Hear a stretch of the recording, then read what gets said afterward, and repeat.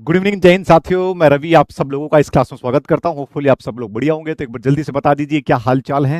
Then फिर start करते हैं आज की अपनी क्लास, जिसमें डिस्कस करने वाले हैं बेसिक वर्ल्ड ज्योग्राफी के बारे में। बेसिक वर्ल्ड ज्योग्राफी जिसके बारे में हम ऑलरेडी थोड़ा बहुत पढ़ चुके हैं।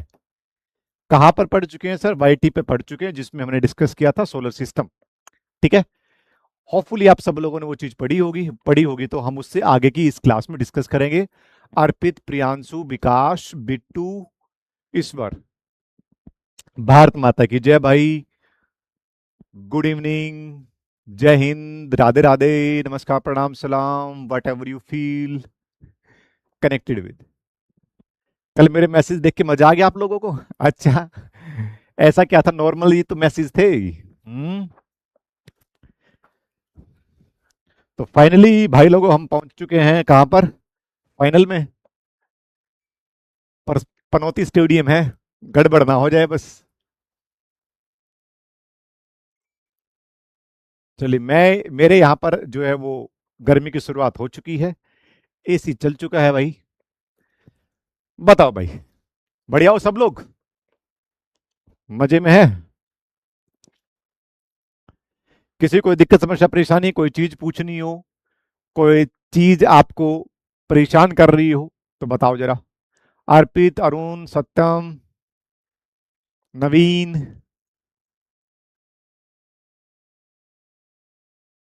चलो अच्छी बात है जी, इस बार कोई गड़बड़ नहीं होता, अच्छी बात है। चलिए तो हम स्टार्ट करते हैं। बेसिक इंडियन ज्योग्राफी हमने लास्ट वाली क्लास में पढ़ लिया था, ठीक है ना। बेसिक इंडियन ज्योग्राफी हम 2 तारीख को अगर बात करें, न्यूजीलैंड ले जाएगा अपनी पहली ट्रॉफी। ये देख लो, ठीक है। आज हम डिस्कस करने वाले वर्ल्ड ज्योग्राफी के बारे में। ये हमारा सारा का सारा सिस्टम था भाई साहब, हम इन सब चीजों को ऑलरेडी डिस्कस कर चुके हैं, ठीक है ना। आपका डे 2 था आज, आप लोगों ने जो है कुछ चीजें पढ़ी होंगी, मैंने आपको बताया भी था। 10 डे का रिवीजन स्ट्रेटेजी में आपको ऑलरेडी शेयर कर चुका हूं, आप उसके हिसाब से पढ़ना स्टार्ट कर रहे होंगे। नहीं किया तो अभी भी टाइम है आप लोगों के पास, प्लीज स्टार्ट रिवीजन। रिवीजन करना स्टार्ट कर दीजिए। इसका और कोई ऑप्शन नहीं है और कोई सॉल्यूशन नहीं है बेटा। बाकी अगर आप नहीं समझते इतनी बात तो भाई मैं कुछ नहीं कर सकता हूं। तो वर्ल्ड ज्योग्राफी हम डिस्कस करने वाले हैं, ठीक है ना। वर्ल्ड ज्योग्राफी में स्टार्टिंग की चीजें हम ऑलरेडी डिस्कस कर चुके हैं, जैसे कि हम ये सारी चीजें डिस्कस कर चुके हैं। पृथ्वी का निकट तारा कौन सा है, ठीक है ना। फादर ऑफ ज्योग्राफी कौन है, हम ऑलरेडी डिस्कस कर चुके हैं। दूसरे पृथ्वी के सब नजदीक दूसरा तारा कौन सा है, आकाशगंगा कितनी है, ये सारी की सारी चीजें वगैरह हम ऑलरेडी बहुत सारी बार डिस्कस कर चुके हैं। एस्ट्रोनॉमिकल यूनिट क्या है, ठीक है ना भाई। पहले 4 तारे जो है वो इनर प्लेनेट हो जाएंगे, चार बाकी के 4 आउटर प्लेनेट हो जाएंगे। ड्राफ्ट प्लेनेट क्या होता है, सबसे छोटा सबसे बड़ा, लाल रंग का ग्रह कौन सा, नीला कौन सा है, हरा कौन सा है, भाई साहब ये सारी चीजें हम ऑलरेडी पढ़ चुके हैं। ये सारी की सारी चीजें हम ऑलरेडी डिस्कस कर चुके हैं भाई साहब, ठीक है ना। तो यहां तक हमने ऑलरेडी डिस्कस कर चुका है। बताओ जरा, इसमें किसी को कोई दिक्कत समस्या परेशानी हो यहां तक जो है, ठीक है ना। आज हम पढ़ेंगे अपना लेटीट्यूड और लॉन्गिट्यूड हम पढ़ने वाले हैं। हाँ, सुखोई जो है वो कल ही क्रैश हो गया था, ठीक है। हार्दिक सर स्ट्रेटेजी कहाँ शेयर की है 10 डेज वाली? हार्दिक भाई मैं अब क्या ही कहूँ, जब आप लोग नहीं मानते हो नहीं आते हो। टेलीग्राम ग्रुप के ऊपर शेयर कर रखी है। जीसीसी सर मैं मैसेज सेंड नहीं कर पा रहा हूँ, आ तो रहे हैं भाई तुम्हारे मैसेज। अब तुम कुछ और लिख रहे होगे तो नहीं आ पा रहा होगा आपका मैसेज। चलो जी, ठीक है।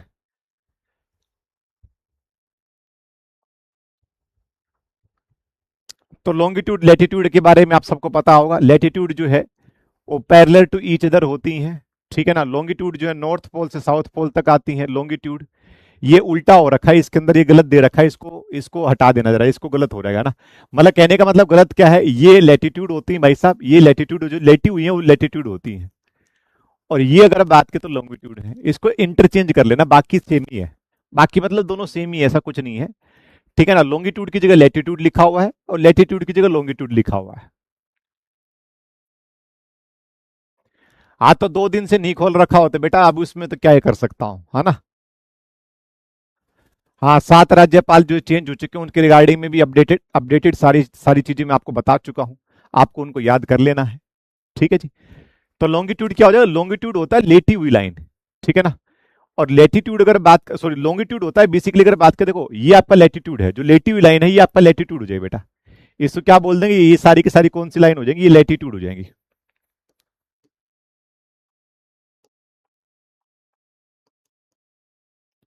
ठीक है ना। और ये जो खड़ी लाइन है, ये जो ये वाली जो लाइन जो है, ये वाली लाइन जो आपकी बोलते हैं, इनको अगर बात करें तो क्या बोल देंगे, इनको अगर बात करें तो लॉन्गिट्यूड बोल देंगे। मतलब इंटरचेंज कर लेना बस, बाकी वो सारी की सारी चीजें हैं। तो टोटल लैटिट्यूड कितनी हो जाएंगी जी, टोटल लैटिट्यूड हमारी 181 है, तो 181 हमारी कुल अक्षांश जो है। देशांतर लाइन कितनी हो जाएंगी, तो देशांतर लाइन नॉर्थ पोल से साउथ पोल तक निकलती है बेटा, ये हमारी कुल टोटल कितनी हो जाएगी, 360 हो जाएंगी, याद रखना। पूरे वर्ल्ड को हमने कितने टाइम जोन में डिवाइड कर रखा है बेटा, 24 टाइम जोन में डिवाइड कर रखा है। सबसे ज्यादा टाइम जोन जो है वो बेसिकली अगर बात करें तो फ्रांस में है, फ्रांस में 12 है।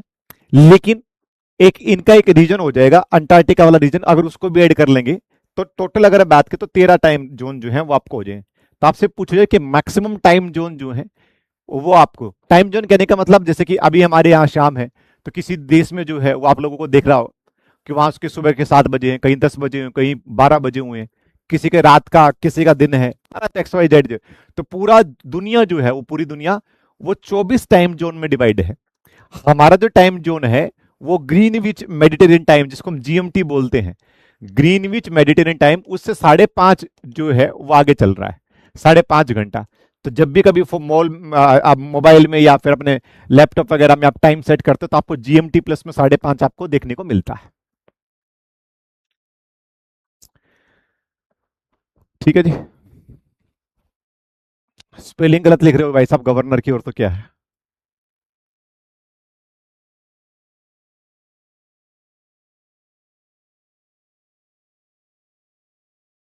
चलो आगे बढ़ते हैं। ठीक है जी। अंतरराष्ट्रीय तिथि रेखा कौन सी होती है, तो 180 डिग्री, ये 180 डिग्री वेस्ट और एक 180 डिग्री ईस्ट जो है अंतरराष्ट्रीय डेट लाइन जो है। यहां पर देखो अगर आपको दिख रहा हो, यहां पर अगर बात करें तो इसमें नहीं है ना, इसमें नहीं, वो टेढ़ी मेढ़ी जो है आपकी जो 180 डिग्री के ऊपर आपको देखने को मिल जाएगी, इसमें नहीं है, वो मैंने ऐड नहीं किया, वो मैं भूल गया। ठीक है ना। तो इंटरनेशनल डेट लाइन जो है 180 डिग्री ईस्ट भी होती है और वेस्ट भी होती है, दोनों मतलब होती हैं, कहने का मतलब ये है। इकोनॉमिक्स आप सब लोगों को पता होगा कि भाई सब बराबर दिन और बराबर रात होती है, आप सबको पता होगा 21 मार्च को जो है वो 12 घंटे का दिन होता है, 12 घंटे की रात होती है। 23 सितंबर को 12 घंटे का दिन होता है, 12 घंटे की रात होती है। लेकिन आप सब लोगों ने पढ़ा भी होगा बच्चन में कि भाई आज सबसे बड़ा दिन है, आज सबसे बड़ा दिन है। सबसे बड़ा दिन कहने का मतलब सिंपल सी बात है जी, आज जो है 21 जून है, 21 जून को दिन सबसे बड़ा होगा। अब दिन बड़ा है तो छोटी रात क्या कब होगी, तो 21 जून को ही होगी। और सबसे बड़ी रात कब होती है, तो सबसे बड़ी रात कब होती है, अब क्योंकि अपन नॉर्थ हेमिस्फीयर में, उत्तरी गोलार्ध में है, तो उत्तरी गोलार्ध में सबसे बड़ी रात होती है 22 दिसंबर को। ठीक है ना। तो 21 जून को सबसे बड़ा दिन होता है और 22 दिसंबर को सबसे बड़ी रात होती है।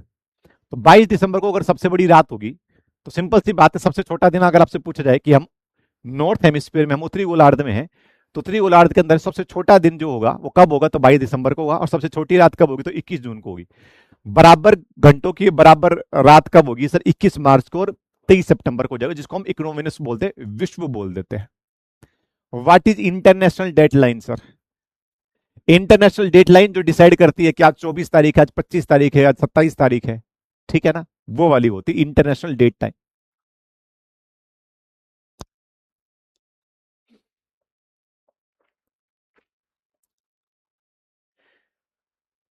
ठीक है। हमारा समय जो है, अंतरराष्ट्रीय समय जो है वो जीएमटी के हिसाब से चलता है अपना, आपको पता ही होगा। 15 डिग्री जो है 1 घंटे के बराबर होता है। एक लैटिट्यूड जो है वो, एक लैटिट्यूड जो है 111 किलोमीटर की समय रेखा को तय करता है। तो आपको बोलते हैं ना कि भारत जो है वो 37 डिग्री, ठीक है ना, 95 अगर बात करें तो मिनट के ऊपर है, तो वो डिग्री और मिनट, तो एक डिग्री कितने बराबर होती है, 4 मिनट के बराबर होता है, याद रखना रहा। तो 1 डिग्री अक्षांश कितने के बराबर होता है, 4 मिनट के बराबर होता है। 15 डिग्री कितने के बराबर, 1 घंटे के बराबर होता है। और एक अक्षांश जो है वो कितना किलोमीटर की सीमा रेखा तैयार करता है, 111 किलोमीटर अगर बात करें तो आपसे पूछा जा सकता है कि बताइए 1 डिग्री अक्षांश का मतलब क्या हो जाएगा, तो 1 डिग्री अक्षांश का मतलब है कि 111 किलोमीटर जो है वो डिफरेंस है 1 डिग्री से दूसरी डिग्री में अगर आप जाते हो तब, ठीक है ना। और ये 15 डिग्री जो है वो कितना टाइम बता देता है, 1 घंटा बता देता है। इसका जानने का तरीका होता है, आप सबको पता होगा कि आपने कभी भी गूगल मैप देखा होगा तो वहां पर आपको कोऑर्डिनेट्स दिखे होते हैं, तो उस कोऑर्डिनेट के हिसाब से ही जो है हम सारी की सारी चीजें निकालते हैं, लोकेशन निकाल सकते हैं, कितना टाइम में पहुंच सकते हैं वो निकाल सकते हैं, ठीक है ना। तो ये सब बेटा पीसीएस यूपीएससी लेवल वगैरह की है कि कैसे निकालना होता है, न्यूमेरिकल भी आते हैं इसके, लेकिन आपको कुछ डिस्कस करने की जरूरत नहीं है बेटा, ठीक है ना, इतना डिटेल में पढ़ने की जरूरत नहीं है, ठीक है। करक रेखा आपको पता ही होगा, करक रेखा, अब देखो यहां पर, देखो यहां पर आपको पता हो रहा, ये 0 डिग्री है, ये 0 डिग्री लाइन को क्या बोल दिया था बेटा, इसको भूमध्य रेखा बोल दिया था, ये इक्वेटर होता है, ठीक है, 0 डिग्री लाइन। इससे 23.5 डिग्री ऊपर, इससे 23.5 डिग्री ऊपर जो है ये आपका ट्रैपिक ऑफ कैंसर हो जाएगी, इसको कर्क रेखा बोलते हैं, जो हमारे भारत के 8 राज्यों में से गुजरती है। तो ये 23.5 डिग्री जो है इसको बेसिकली अगर बात करें तो नॉर्थ को क्या बोल दिया, कर्क रेखा बोल दिएगा। ऐसे ही 23.5 डिग्री जीरो से नीचे साउथ में, क्योंकि हम तो नॉर्थ हेमिस्फीयर में ना, उत्तरी गोलार्ध में हम तो, ठीक है ना, तो ये आपको जो है कहां पर देखने को मिलेगा, तो ये आपको जो है 23.5 डिग्री साउथ में देखने मिल जाएगी। 23.5 डिग्री साउथ कहने का मतलब ये क्या है, ये आपकी मकर रेखा कैप्रिकॉर्न बोल देता है। ये अंटार्कटिका सर्किल है, ये आर्कटिक सर्किल हो जाएगा, ये आपका नॉर्थ पोल हो जाएगा, ये आपका साउथ पोल हो जाएगा। ये आप लोगों ने ये सारी की सारी चीजें पढ़ रखी हैं छठी सातवीं में 8वीं क्लास के अंदर, और कुछ नहीं है।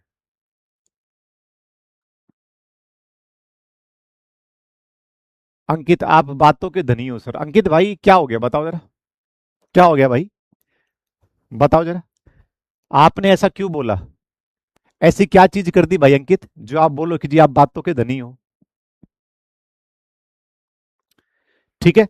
तो आपको जो कर्क रेखा देखने को मिल जाएगी बेटा, कर्क रेखा, तो कर्क रेखा कितना 23.5 डिग्री नॉर्थ हो जाएगा, मकर रेखा 23.5 डिग्री नॉर्थ हो जाएगा। 0 डिग्री अगर बात के तक को भूमध्य रेखा बोल देते हैं, 66.5 डिग्री साउथ को जो है वो अंटार्कटिका वर्त बोल देते हैं, 66.5 डिग्री, ये 66 डिग्री अंटार्कटिका हो जाएगा, साउथ है, और 66.5 डिग्री नॉर्थ को क्या बोल दोगे, आर्कटिक बोल दोगे। अंटार्कटिका और आर्कटिक दो होते हैं ना। हाँ भाई अंकित बता भाई, क्या हो गया ऐसा जो आप मुझे ऐसा बोल रहे हो। हम्म,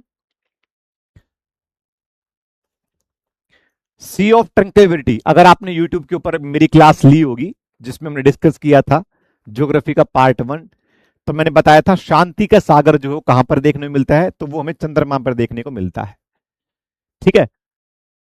चांद के ऊपर गुरुत्वाकर्षण जो है वो पृथ्वी के गुरुत्वाकर्षण का 1/6 है, आप सबको पता होगा। तो चांद का गुरुत्वाकर्षण पृथ्वी के गुरुत्वाकर्षण बल का 1/6 गुना है, याद रखना जरा। और ये क्वेश्चन भी मैंने आप लोगों से पूछा था क्लास के अंदर जब मैंने पढ़ाया था, सब लोगों ने जो है वो सूर्य वाला समझा, सन कि सनलाइट पहुंचने में जो है वो 8 मिनट 22 सेकंड लगती हैं, आप सब लोगों ने 8 मिनट आंसर दिया था, लेकिन जो चांद का प्रकाश है धरती पर पहुंचने में जो है वो 1.28 सेकंड लगता है, मतलब लगभग लगभग 1.5 मिनट के अंदर जो है वो चंद्रमा अगर बात करें तो उसका लाइट जो है हमारे तक पहुंच जाता है। अंकित भाई जैसा जैसा बोला है ना वो कॉम्प्लीमेंट तो नहीं लग रहा भाई, बाकी अगर आप बोल रहे हो कि कॉम्प्लीमेंट है तो मैं मान लेता हूं जी, ठीक है। थैंक यू सो मच भाई अंकित। चलो देखो, वायुमंडल में आपको जो है बेसिकली 4 से 5 लेयर देखने को मिलती हैं।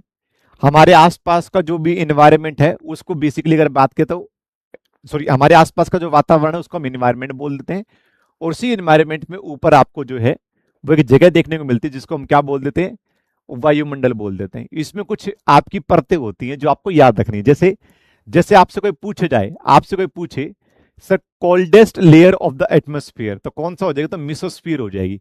तो सबसे ठंडी जो आपको जो है वो एटमोस्फियर की लेयर देखने को मिल जाएगी, कौन सी हो जाएगी, मिसोस्फीयर हो जाएगी।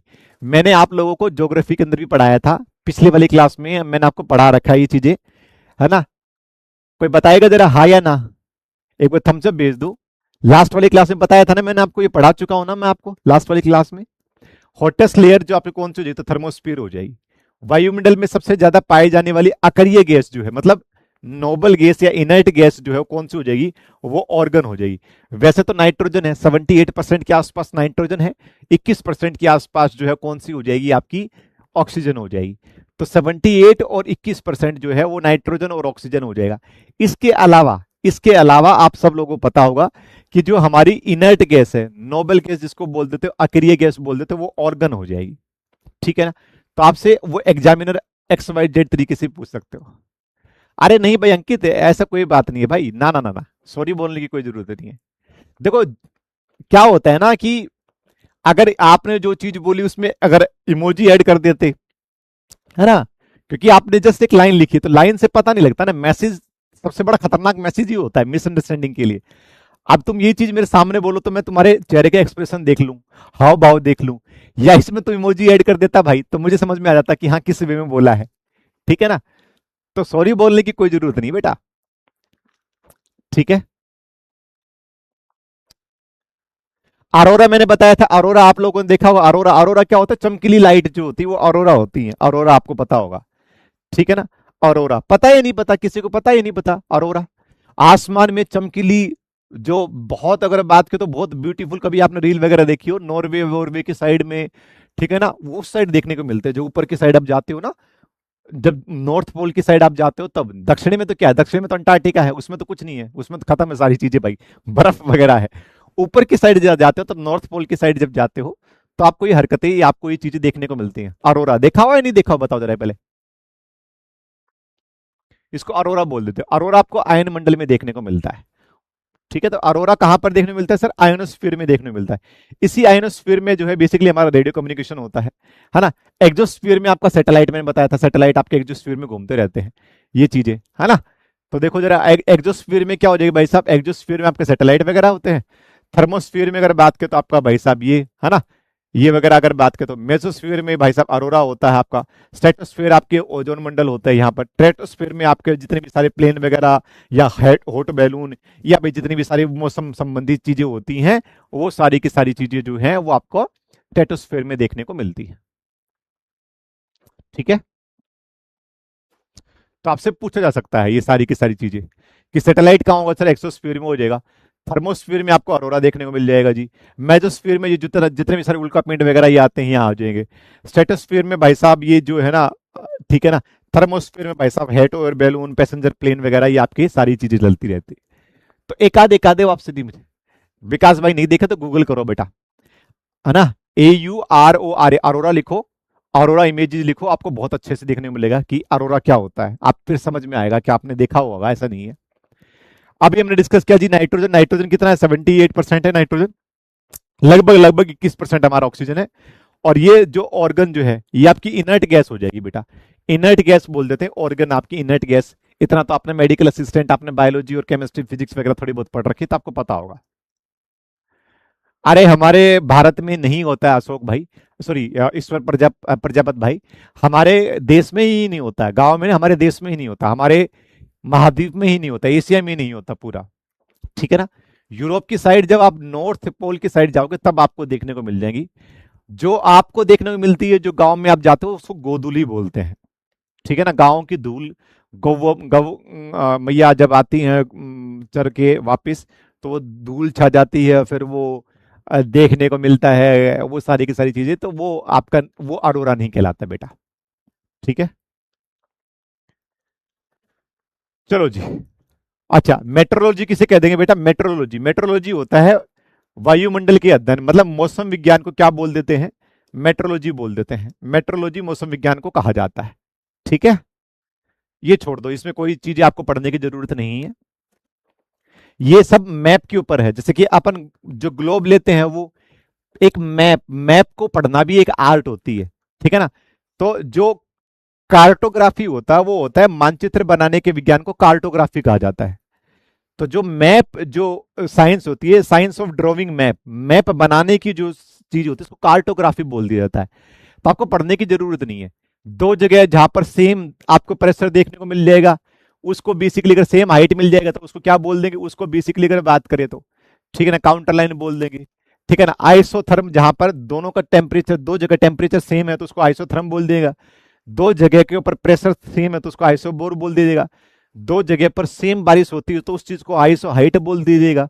और दो जगह पर ह्यूमिडिटी सेम होगी तो उसको हम बेसिकली हाइसो, जो है ना, आइसो हाइप्टस बोल देते हैं। इसको पढ़ने की कोई जरूरत नहीं है। ये आपकी तब आते हैं जब आप थोड़ा सा और लेवल का आप पढ़ते हो, तब आती हैं ये चीजें। ठीक है, जैसे कि एनडी वगैरह में पूछ लिया, सीडीएस वगैरह में पूछ लिया, एफकेड वगैरह में पूछ लिया कि बच्चा उधर आइसो बार क्या होता है। तो आइसो का मतलब होता है सेम। तो आइसो बार, बार आपको पता है प्रेशर बार में नापते हैं, ठीक है ना। थर्मोलॉजी जो आपका टेम्परेचर जो होता है, तो जिस भी जगह का, जैसे मान लो कि मुंबई और दिल्ली का टेम्परेचर दोनों का सेम है, तो ये चीज अगर मेरे को मैप पे दिखानी होगी तो मैं बार बार लिखूंगा नहीं, मैं वहां पर लिख दूंगा आइसोथर्म। तो आइसोथर्म कहने का मतलब मैं समझ जाऊंगा कि जी दोनों का टेम्परेचर क्या है, सेम है बेटा। तो ऐसी लाइनें, ऐसी चीजें पढ़ने की वैसे कोई जरूरत नहीं है। ठीक है। हाँ, अंटार्कटिका और आर्कटिक दोनों जो है वो बड़ा कोल्ड रीजन होता है बेटा। दोनों नॉर्थ पोल और साउथ पोल दोनों के ऊपर अच्छी खासी जो है वो आपको बर्फबारी देखने को मिलती है बेटा। भूकंप के बारे में आपको ऑलरेडी बता चुका हूं। भूकंप, भूकंप जो है वो रिक्टर स्केल के ऊपर मापा जाता है, रिक्टर स्केल के ऊपर मापा जाता है भूकंप आपका।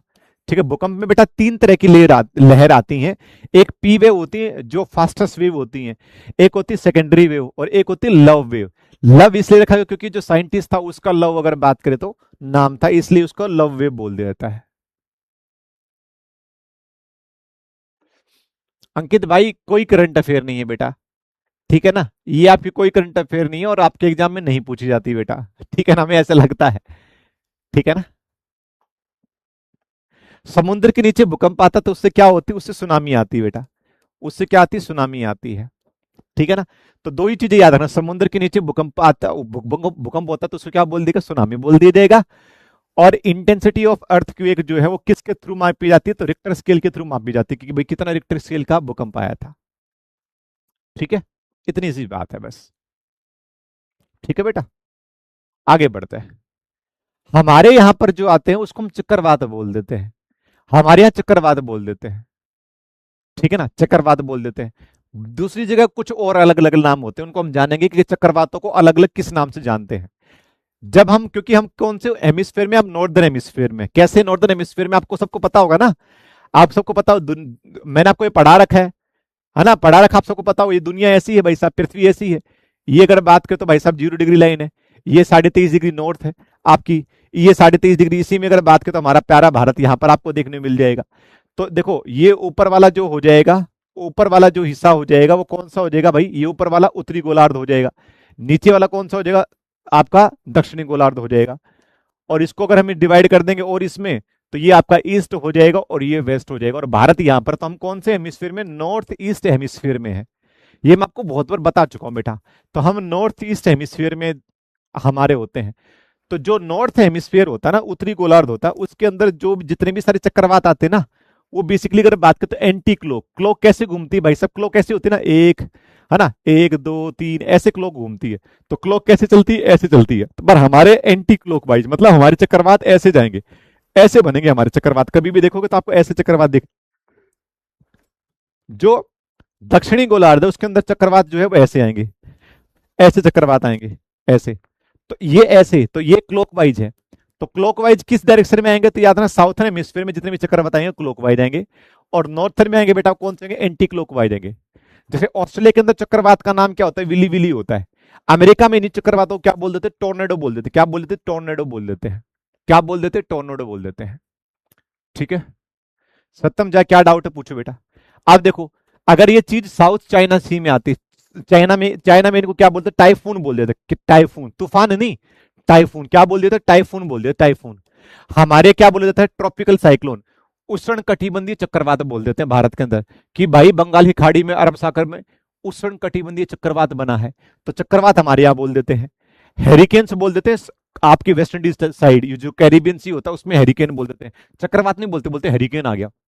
यूएसए में बोलते हैं कि चक्रवात नहीं आएगा, टोर्नेडो आ गया, टोर्नेडो। तो टोर्नेडो कहां बोलते हैं, यूएसए में बोलते हैं। ऑस्ट्रेलिया में क्या बोलते, बोले विली विली आ गया, क्या गया, विली विली। फिलीपींस में क्या बोल देंगे, फिलीपींस में अगर बात करें तो क्या बोलेंगे सर, बाग्यू आ गया, बाग्यू। और जापान में क्या बोलते हैं, टाइफू आ गया, टाइफू। तो जापान में क्या बोल देते हैं, टाइफू बोल देते हैं। जापान में क्या बोल देते हैं, टाइफू बोल देते हैं।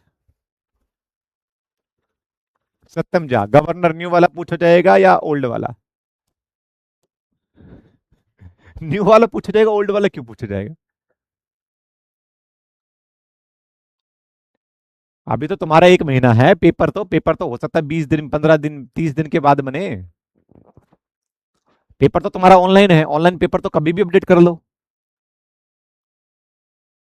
तो गवर्नर आपसे हमेशा कौन सा पूछेगा, जो लेटेस्ट होंगे वो पूछे जाएंगे। तो 5 तारीख, तो 25 दिन, पेपर से 25 दिन पहले चेंज हुए हैं, तो बहुत हो जाता है, तो नए वाले याद रखने हैं। ठीक है बेटा, समझ में आ गया आप लोगों को? पर्वतों का जो अध्ययन होता है बेटा, उसको क्या कहा जाता है? स्टडी ऑफ माउंटेन, उसको कहा जाता है ओरोलॉजी। ओरोलॉजी, ठीक है ना। मैंने साइंस वाली क्लास में आपको बहुत सारी लॉजी पढ़वाई है, आपने देखा भी होगा, आपने पढ़ी हुई लॉजी। एलओजी का, लॉजी का मतलब होता है टाइप ऑफ स्टडी। जिस भी वर्ड के पीछे लॉजी लगा मतलब हम उसकी स्टडी कर रहे हैं बेटा। तो ओरोलॉजी, ओरोलॉजी मतलब स्टडी ऑफ माउंटेन, ठीक है, उसको हम ओरोलॉजी बोल देंगे बेटा। अब देखो, ये हर एक जो महाद्वीप की सबसे ऊंची चोटी के बारे में बात हो रखी है, तो हम 5 महाद्वीपों की सबसे ऊंची चोटी पढ़ेंगे। जैसे जैसे आपको एशिया की और पूरे वर्ल्ड की तो पता ही है, एशिया की सबसे बड़ी ऊंची चोटी कौन सी बेटा? माउंट एवरेस्ट हो जाएगी, जो नेपाल और चीन में आपको देखने को मिलती है। एशिया की माउंट एवरेस्ट हो जाएगी लाडलो। साउथ अमेरिका की क्या हो जाएगी? माउंट एकान कागुआ, है ना, एकान कागुआ। एकान कागुआ ये अर्जेंटीना में है। नॉर्थ अमेरिका की कौन सी हो जाएगी? मैककिनले, मैककिनले हो जाएगी, इसको डेनाली भी बोल देते हैं, या तो डेनाली बोल दो या माउंट मैककिनले। ये कहां हो जाएगी सर? अमेरिका में हो जाएगी। किलीमंजारो के बारे में आपने बहुत बार सुना हो खबरों में, किलीमंजारो। किलीमंजारो आपको तंजानिया में देखने मिलेगी, अफ्रीका की सबसे ऊंची चोटी, ठीक है ना। एक हमें यूरोप की ओर पढ़ लेना है। यूरोप की कौन सी हो जाएगी? तो माउंट अल्बर्स हो जाएगी, जो रूस में आपको देखने को मिलती है। एक बार मैं फिर से रिपीट करवा देता हूं। इन बेटा हर एक महाद्वीप में, 7 महाद्वीप में, हमारे 7 महाद्वीपों में आपको 7 बड़ी चोटियां देखने को मिलती हैं। वैसे तो 8 मानते हैं हम महाद्वीप अब तो। एक आपका जो है वो बेसिकली अगर बात करें तो नया जो है कौन सा होता है, बताओ जरा कौन सा हो जाएगा? तो कहने का मतलब ये है बेटा कि हम 5 जो है ना वो बड़ी ऊंची चोटी पढ़ेंगे। जैसे कि सबसे पहले हम पढ़ेंगे एशिया, तो एशिया की सबसे बड़ी कौन सी हो जाएगी चोटी? माउंट एवरेस्ट होगी, पूरे वर्ल्ड की हो जाएगी। 8,850 मीटर है ये। पहले हमने पढ़ा होगा 8,848 मीटर, अब ये 8,850, क्योंकि हिमालय यंग जो है वो माउंटेन है, हिमालय हर साल बढ़ता जा रहा है। ठीक है बेटा। दक्षिण अफ्रीका की कौन सी हो जाएगी सर? सॉरी, दक्षिण अमेरिका की कौन सी हो जाएगी? दक्षिण अमेरिका में हो जाएगी सर, अर्जेंटीना के अंदर, माउंट एकांगुआ। और नॉर्थ अमेरिका में कौन सी हो जाएगी सर? नॉर्थ अमेरिका में हो जाएगी सर कौन सी? डेनाली बोल दीजिए या फिर माउंट मैकगिनल बोल दीजिए। अच्छा, अफ्रीका में कौन सी हो जाएगी सर? किलीमंजारो हो जाएगी, तंजानिया के अंदर।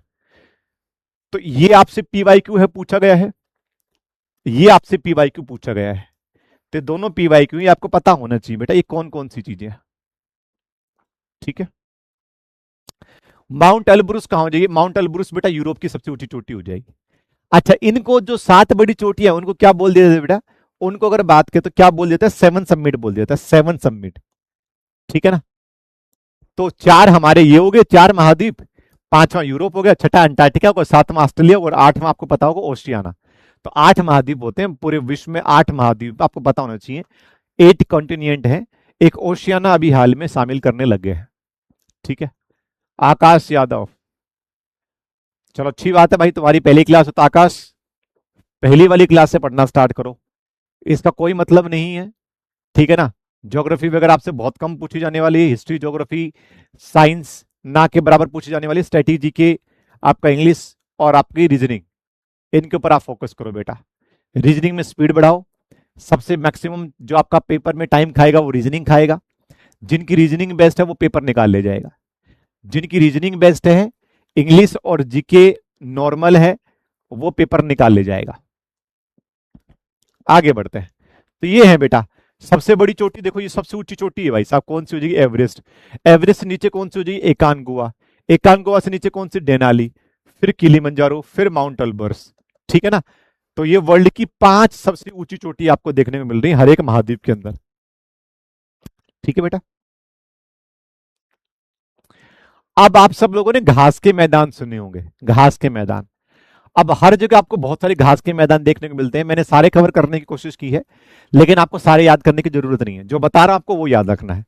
जैसे कि आपसे पूछे पेरिस, पेरिस घास के मैदान कहां हो जाएंगे? तो उत्तर अमेरिका में हो जाएंगे, है ना। ठीक है ना। पेरिस घास के मैदान कहां होते हैं सर? उत्तरी अमेरिका में हो जाएंगे, किसी एक देश में नहीं है, बहुत सारे देशों में है। तो उत्तरी अमेरिका में आपको पेरिस घास के मैदान देखने को मिलेंगे। इसको दुनिया का ब्रेड बास्केट कहा जाता है, याद रखना, ब्रेड बास्केट कहा जाता है। सवाना घास के मैदान कहाँ देखने को मिलते हैं? सर अफ्रीका में, किसी एक देश में नहीं, अफ्रीका में देखने को मिलते हैं। ये ऑस्ट्रेलिया में भी देखने को मिलते हैं, लेकिन ऑस्ट्रेलिया हटा देना, ऑस्ट्रेलिया हटा देना आपको। तो अफ्रीका में आपको देखने मिल जाएंगे। वर्ल्ड का प्राकृतिक चिड़ियाघर होता है, चिड़ियाघर में आप जाते हैं तो अलग अलग तरीके के बहुत सारे जानवर देखने को मिलते हैं। तो वैसे ही आपको देखने को मिल जाएंगे कहां पर? सवाना के अंदर। तो सवाना के अंदर बड़े घास के मैदान आपको देखने को मिल जाएगी, बहुत सारी प्रजाति आपको देखने को मिल जाएगी अफ्रीका के अंदर। दक्षिणी अफ्रीका, अब देखो अब नेम स्पेसिफिक है। दक्षिण अफ्रीका में घास के मैदानों को क्या कहा जाएगा? वेल्ड कहा जाएगा, वेल्ड। यूरोप में घास के मैदानों को क्या कहा जाएगा? स्टेपीज कहा जाएगा, स्टेपीज कहा जाएगा, स्टेपीज। ऑस्ट्रेलिया के अंदर घास के मैदानों को क्या कहा जाएगा? डाउन्स कहा जाएगा, डाउन्स। पंपास घास के मैदान कहां होते हैं? अर्जेंटीना में होते हैं। पुस्ताज घास के मैदान कहां हो जाएंगे? हंगरी में हो जाएंगे, पुस्ताज। ठीक है जी। मैथ आपका ना के बराबर आने वाला है। ठीक है। मॉडर्न हिस्ट्री आने के चांस है क्या सर? मॉडर्न हिस्ट्री में थोड़ा बहुत एक आधा एक क्वेश्चन अगर आ गया तो बहुत बड़ी बात है बेटा। देखो पेपर का लेवल आपका एग्जामिनर कैसे बना रहा है ना, उसमें भाई बोला तो गया कि जी हम अब की बार जो है ना वो पेपर हम देंगे, कहने का मतलब हम पेपर देंगे। जैसे कि एफकेट का एग्जाम, एफकेट का एग्जाम, उसके बाद अगले दिन आंसर की भी दे दी और पेपर भी दे दिया। तो आपकी बार बोला गया कि आपका लोगों को भी पेपर आ जाएगा, तो ताकि फिर हमें भी थोड़ा बहुत आइडिया हो जाएगा कि ये चीजें हैं, ऐसे ऐसे पूछी गई हैं। अभी तो सब हवा में तुक्के मार रहे हैं। क्यों? क्योंकि किसी के पास नहीं, आपने आके बता दिया कि सर ये आया। अब आपको आधे क्वेश्चन याद होते हैं, आधे क्वेश्चन याद नहीं रहते हैं। तो ये वाली चीज होती है बेटा।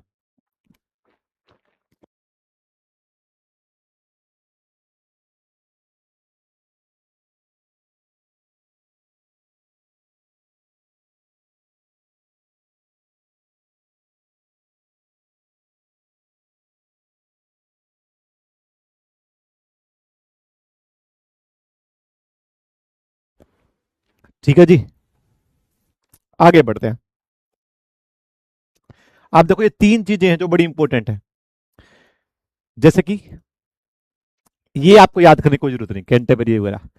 देखो कांगो नदी बोल दो या जेरे नदी बोल दो, जेरे बोल दो, कांगो बोल दो, कांगो या जेरे, भूमध्य रेखा को दो बार काटती है। तो वर्ल्ड में सिर्फ एकमात्र ऐसी नदी है जो भूमध्य रेखा को दो बार काटती है। तो कौन सी हो जाएगी? जायरे नदी हो जाएगी या कांगो नदी हो जाएगी? एक होती है लिम्पोपो। लिम्पोपो नदी जो है वो मकर रेखा को दो बार काटती है। एक हमारी नदी है माही नदी। माही नदी जो है वो एकमात्र नदी है जो कर्क रेखा को दो बार काटती है। ठीक है। अभी आपसे पीवाई क्यू पूछा गया है कि बताइए जरा ऐसी कौन सी नदी है जो कर्क रेखा को दो बार काटती है, तो आप क्या बोल दोगे? माही नदी। ऐसी कौन सी नदी है जो बेसिकली अगर बात करें तो मकर रेखा को दो बार काटती है, तो आप बोल दोगे लिम्पोपो। ऐसी कौन सी नदी है जो भूमध्य रेखा को, इक्वेटर को दो बार काटती है, तो क्या हो जाएगी? कांगो नदी हो जाएगी, कांगो नदी हो जाएगी। ठीक है ना। ये आपको पढ़ने की कोई जरूरत नहीं है, ये आपको पढ़ने की कोई जरूरत नहीं है, ये वाली चीज। ऐसा कुछ नहीं है भाई, इस बार पेपर का लेवल वगैरह सारी चीजें नॉर्मली होती हैं, ऐसा ही होता है। देखो मेरा काम ये है कि आप लोगों को चीजों से अवगत कराना, बताना। ठीक है कि पिछला क्या हुआ था। पिछली बार जो है, जैसे कि मैं मानू 2021, 2022, 2023, 2024। ठीक है ना। वैसे तो ये बेसिकली 22 में आपका ये अग्निवीर वाला कंसेप्ट आया था। 22, 23, 24 और 25। ठीक है ना। मतलब पिछले 3 साल में मैं बात करूं, हम ज्यादा पीछे नहीं जा रहे, 3 साल की हम बात कर लेते हैं। माही रिवर कहां पर है भाई? माही रिवर कहां पर है? अगर मैं आपसे पूछूं आकाश भाई गंगा नदी कहां है, तो आप क्या कहोगे? बता मेरे को गंगा नदी कहां पर, तो पहले ये आंसर दे मेरे को, फिर मैं बताता हूँ माही नदी कहां पर है। ठीक है। तो पेरी घास के मैदान भाई साहब आपको उत्तरी अमेरिका में देखने मिल जाएंगे। लानोस आपको ब्राजील में देखने को मिल जाएंगे। कंपास, लानोस सॉरी, बेसिकली अगर बात करें तो वेनेजुला। कंपास, पंपास अर्जेंटीना में, दक्षिण अमेरिका में हो जाएंगे। वेल्ड साउथ अफ्रीका में हो जाएंगे। कैंटरबरी न्यूजीलैंड में हो जाएंगे। क्वींसलैंड डाउन्स ऑस्ट्रेलिया में हो जाएंगे। स्टेपी आपको यूरोप में देखने मिल जाएंगे। हंगरी में पुस्ताज हो जाएंगे। तो ये सारी की सारी चीजें मतलब आपके घास के मैदान वगैरह ये आपको देखने को मिलते हैं। ठीक है जी। पर्वतों के बारे में बात कर लेते हैं। आकाश भाई बता क्या हो गया? गंगा नदी कहां पर आकाश भाई? गंगा नदी कहां पर है? बताना भाई मुझे एक बार। एंडीज पर्वत। आप देखो एंडीज पर्वत जो है वो कहां पर है? दक्षिण अमेरिका में है। अगर आपसे कोई पूछा जाए कि बतेरा वर्ल्ड का सबसे लॉन्गेस्ट माउंटेन रेंज, विश्व की अगर बात करें, विश्व की अगर बात करें सबसे लंबी पर्वत श्रृंखला, तो आपको कौन सी देखने मिल जाएगी? एंडीज देखने मिल जाएगी, जो आपके साउथ अमेरिका में हो जाएगी। और रॉकी माउंटेन कहां पर देखने मिलेगा सर? उत्तरी अमेरिका में। आल्प्स पर्वत आपको कहां पर देखने को मिलेगा सर? यूरोप में देखने को मिल जाएगा। एटलस पर्वत कहां पर देखने को मिल जाएगा? अफ्रीका में देखने को मिल जाएगा। तो ये आपको याद रखना है, एटलस पर्वत कहां है सर? अफ्रीका में है। आल्प्स पर्वत आपको कहां पर देखने मिल जाएगा? यूरोप में देखने मिल जाएगा। Very very very important, Andes, Andes पर्वत श्रृंखला कहां पर होती है? दक्षिण अमेरिका में होती है। रॉकी पर्वत श्रृंखला कहां पर होती है? उत्तरी अमेरिका में होती है। भाई इन दोनों में बड़े कंफ्यूज हो गए तुम लोग, याद रखना जरा, इनको याद रखना जरा, ठीक है। यूराल पर्वत जो आपको यूरेशिया में, मतलब यूरोप और एशिया में देखने मिल जाए, यूराल पर्वत, इसको छोड़ सकते हो। ये जो तीन बड़े इंपोर्टेंट बताइए मैंने, चार बड़े इंपोर्टेंट बताइए, ये आपको जरूर याद रखना है, ये माउंटेन रेंज हो जाएंगे। आकाश, अब ये हरकतें जो है ना, ये तुच्छी हरकतें बोलते हैं इसको, इसको बोलते हैं नीच हरकतें। ठीक है भाई। तूने एक क्वेश्चन पूछा, मैंने तुमसे वापस से क्वेश्चन पूछा, अब तो यहां से गायब हो जाता है, फिर तो 5 मिनट में रो धो के कहीं और से फिर आएगा, फिर पूछेगा। ये तूने पहले भी किया हो क्लास में, ठीक है ना, तो ज्यादा और स्मार्ट बनने की जरूरत नहीं बेटा। या तो फिर एक काम कर, अगली बार तू मुझसे क्वेश्चन पूछेगा, ठीक है, तो मैं रिप्लाई दूंगा नहीं। ना ना, अब क्यों रिप्लाई कर रहा है, अब क्यों लिख रहा है? गंगा नदी, गंगा रिवर बहुत जगह है, तो गंगा रिवर बहुत जगह है, तो माही नदी भी तो बहुत जगह होगी ना। ठीक है ना, माही नदी भी तो बहुत जगह होगी, सिंपल सी बात है भाई।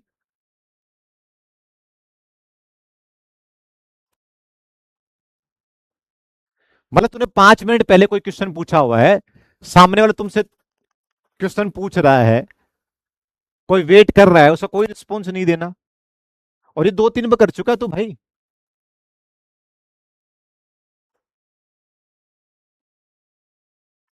चलो, अब बात करते हैं विश्व का सबसे बड़ा डेजर्ट, ठीक है ना, लार्जेस्ट डेजर्ट।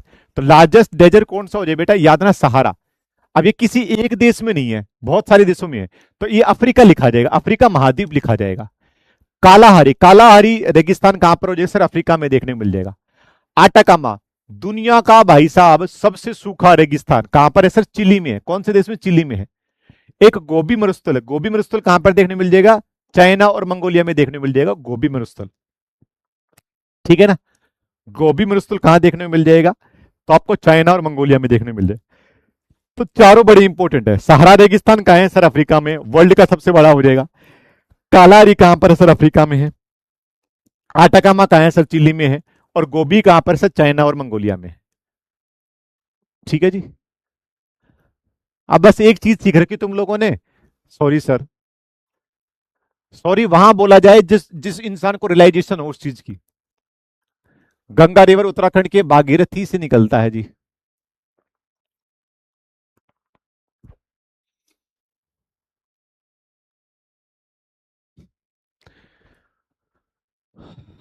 ठाकुर सचिन भाई, उत्तराखंड के भागीरथी से निकलता, उत्तराखंड में भागीरथी कोई जगह है क्या?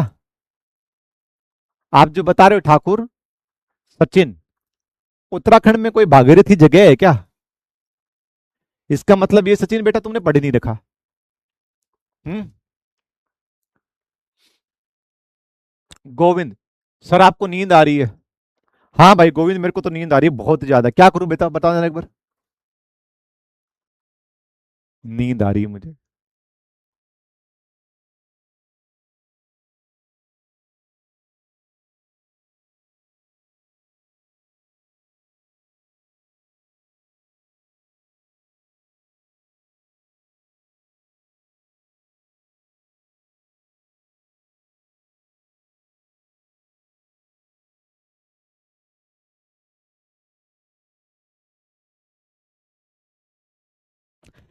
ठाकुर सचिन बोल रहा है सर ग्लेशियर से निकलती है। ठाकुर सचिन ऐसा है ना, क्यों यार अपने माँ बाप के तू पैसे बर्बाद कर रहा है बेटा? ठीक है ना? अगर तेरे को नहीं पढ़ना है, तेरे को ये फालतू की बकवासबाजी करनी है ना, तो फिर छोड़ दे बेटा पढ़ना। ठीक है? लास्ट वाली क्लास में मैं आराम से बता चुका हूं कि गंगा कहां से निकलती है। उत्तराखंड में ग्लेशियर से निकलती गंगा। मैंने ये पढ़ाया हुआ है। मैंने ये पढ़ाया हुआ है। दीप सागर दिनकर, क्या दिक्कत है भाई दीप सागर? सर सो जाओ, क्या दिक्कत है भाई?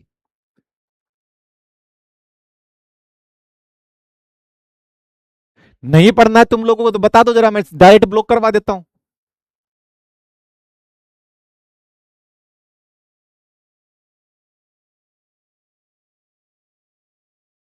गंगा गंगोत्री ग्लेशियर से निकलती है। बिल्कुल सही।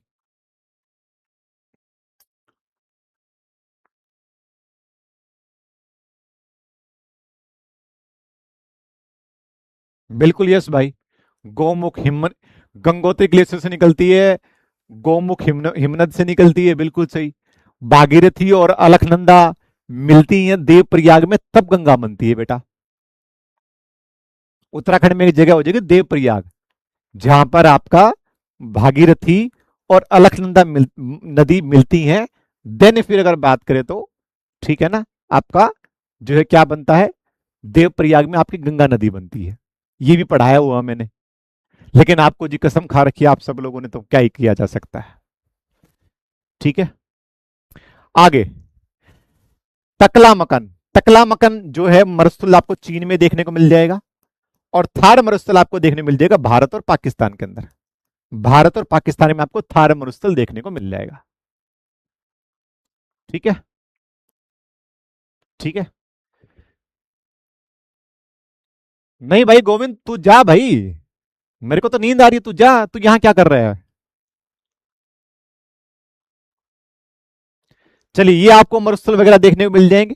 सारा मरुस्थल देखो कितना बड़ा है, ये सबसे बड़ा सारा मरुस्थल देखने को मिल जाएगा। ठीक है, ये कालाहारी हो जाएगा। ये ऑस्ट्रेलिया में ग्रेट सैंडी, ग्रेट विक्टोरिया हो जाएगा। थार ये रहा हमारा। गोबी मरुस्थल ये आपका चीन में हो जाएगा। ठीक है ना?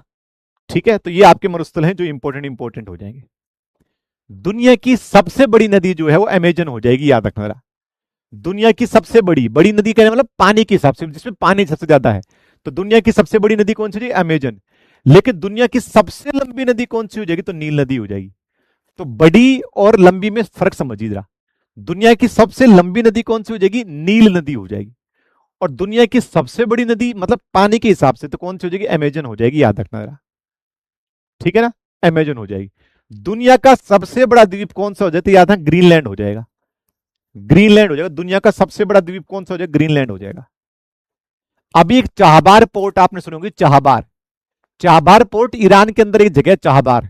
उस चाहबार बंदरगाह को भारत डेवलप कर रहा है। अब इस अटैक में जो है अमेरिका उसके ऊपर जानबूझ के निशाना बना रहा है। ठीक है, तो चाहबार पोर्ट कहां पर हो जाएगी? चाहबार बंदरगाह। तो चाहबार बंदरगाह आपसे पूछा जाए तो कहां पर हो जाएगी? सर ईरान में हो जाएगी चाहबार बंदरगाह, जिसको भारत डेवलप कर रहा है। ये सारे स्ट्रेटेजिक पॉइंट होते हैं। जैसे अमेरिका कहां बैठा है? अमेरिका कभी भी अपने देश, कभी भी अपनी धरती पर लड़ाई नहीं लड़ेगा। बड़ा शाना है अमेरिका। अमेरिका अपनी धरती पर कभी भी लड़ाई नहीं लड़ता है। अमेरिका लड़ता है किसी और जगह। जैसे अभी ईरान में लड़ रहा है, ईरान में लड़ रहा है, कैसे लड़ रहा है ईरान में? कतर से हमला करवा रहा है, बहरीन से हमला हो रहा है, सऊदी अरब से हमला हो रहा है, इराक से हमला कर रहा है। लेकिन क्या? लेकिन क्या?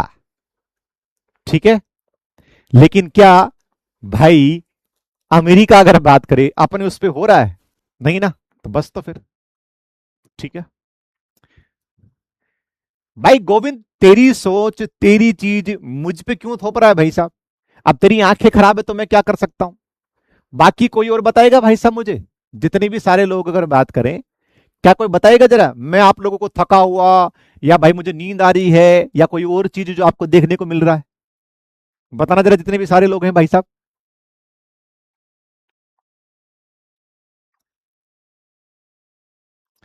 सर कैस्पियन सागर से क्या निकलता है? कैस्पियन सागर से तो बहुत सारी झीलें वीलें निकलती हैं भाई साहब। कैस्पियन सागर से तो कोई मतलब नहीं बनता भाई। कैस्पियन सागर का कोई मतलब नहीं बनता, आपको पढ़ने की जरूरत नहीं है आप। हाँ, अगर आप एसएससी वेक्सर की तैयारी कर रहे हो तो आपको कैस्पियन सागर वगैरह आपको पढ़ने की जरूरत है। अच्छा उत्कर्ष पटेल, तुम्हें ऐसा लग रहा है मैं थका हुआ हूं है? नहीं, एनर्जेटिक वाले का मतलब ही नहीं कि मैं चीखना चिल्लाना स्टार्ट कर दूं, ये कर दूं वो कर दूं, इसका मतलब तो क्या बनता है बेटा। अब ये चीज समझाने वाली, आराम से बैठ के बताने वाली है, तो मैं बता रहा हूं।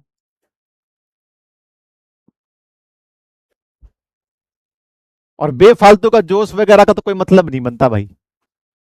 ठीक है, ये दुनिया की मेजर रिवर वगैरह है, आपको पढ़ने की कोई जरूरत नहीं है, बट फिर भी पता होना चाहिए वर्ल्ड के बारे में, नक्शों के बारे में पता होना चाहिए, देशों के बारे में पता होना चाहिए आप लोगों को। अब एक गवादर बंदरगाह, गवादर बंदरगाह कहाँ है? गवादर बंदरगाह जो है वो याद है ना, पाकिस्तान के अंदर, जिसको चीन डेवलप कर रहा है। जैसे चाबार पोर्ट थी ईरान में जिसको भारत डेवलप कर रहा है, वैसे गवादर। एक हम्बन टोटा बंदरगाह है, इसको लीज पे ले रखा किसने? चीन ने लीज पे ले रखा है। हम्बन टोटा बंदरगाह आपको कहां पर देखने मिल जाएगी? श्रीलंका में देखने मिल जाएगी हम्बन टोटा। एक सिटवे बंदरगाह है, कौन सी सिटवे बंदरगाह है? सिटवे बंदरगाह कहां पर? म्यांमार में। जिसको कौन डेवलप कर रहा है? जिसको अगर बात करें तो भारत डेवलप कर रहा है। तो सिटवे बंदरगाह भारत डेवलप कर रहा है। हम्बन टोटा, हम्बन टोटा श्रीलंका में जिसको चीन ने लीज पे ले लिया। ग्वादर बंदरगाह पाकिस्तान में जिसको चीन ने लीज पे ले लिया। सिटवे बंदरगाह म्यांमार में जिसको भारत डेवलप कर रहा है। चाबार पोर्ट ईरान में जिसको भारत डेवलप कर रहा है। ठीक है ना? जो तुर्की है, तुर्की, उसका जो शहर है इस्तांबुल, ये दो महाद्वीपों में है, याद रखना जरा।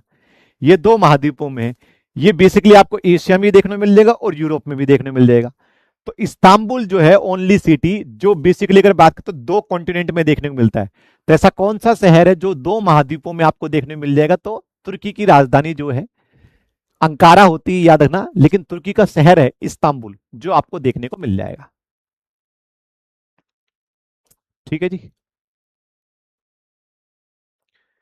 भाई जितने भी सारे लोग, गोविंद हो गया, ठीक है ना, गोविंद तू जाना यार, तू निकल भाई क्लास से। अगर तूने कोई एक कमेंट और किया मैं तेरे को सीधा डायरेक्ट ब्लॉक करवाने वाला हूं। पहली बात तो ये है, ठीक है ना। भाई जब तेरे को लग रहा है सामने वाला मास्टर सो रहा है और तुम्हें ये लगता थका वगा इतनी सारी चीजें, तो तू क्यों उसी क्लास में पढ़ रहा है भाई? भाई तुम्हें पता है कि ये सामने वाला बंदा ऐसा है, तो क्यों भाई साहब तू क्या कर रहा है क्लास में? मुझे एक बात बता फिर।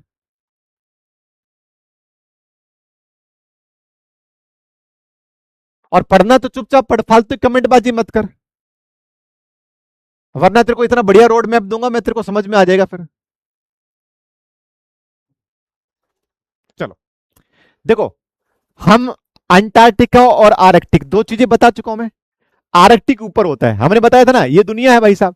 ये 0 डिग्री लाइन हो जाएगी, ये 23.5 डिग्री कर्क रेखा हो जाएगी, ये 66.5 डिग्री हो जाएगा, ये 66.5 डिग्री नॉर्थ हो जाएगा, ये 23.5 डिग्री नॉर्थ हो जाएगा, ये 0 डिग्री है। इसको हम बेसिकली मकर रेखा बोल देंगे, इसको इसको अगर बात करें तो आर्कटिक रीजन बोल देंगे। इसके नीचे 23.5 डिग्री साउथ जो, इसको मकर रेखा बोल देंगे भाई, मकर रेखा बोल देंगे, इसको कर्क रेखा बोल देंगे, है ना। और ये इसके नीचे 66.5 डिग्री जो है वो साउथ वाला जो, ये अंटार्कटिका हो जाए। तो अंटार्कटिका में जो है बेसिकली हमारे 3 अनुसंधान संस्थान, हम जाते हैं रिसर्च करते हैं, वो सारी सारी चीजें वगैरह करते हैं, है ना।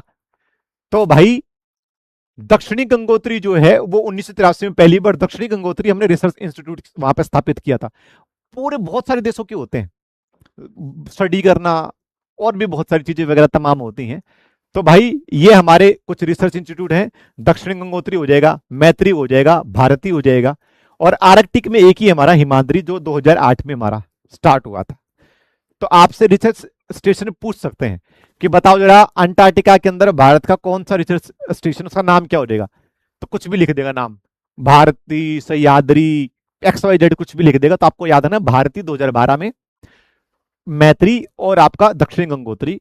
तो आपसे भी पूछ सकता है बतीरा, भारत का अंटार्कटिका में सबसे पहला जो मिशन था उसका नाम क्या था? उसका नाम था दक्षिण गंगोत्री, दक्षिण गंगोत्री आ जाएगा। ठीक है भाई।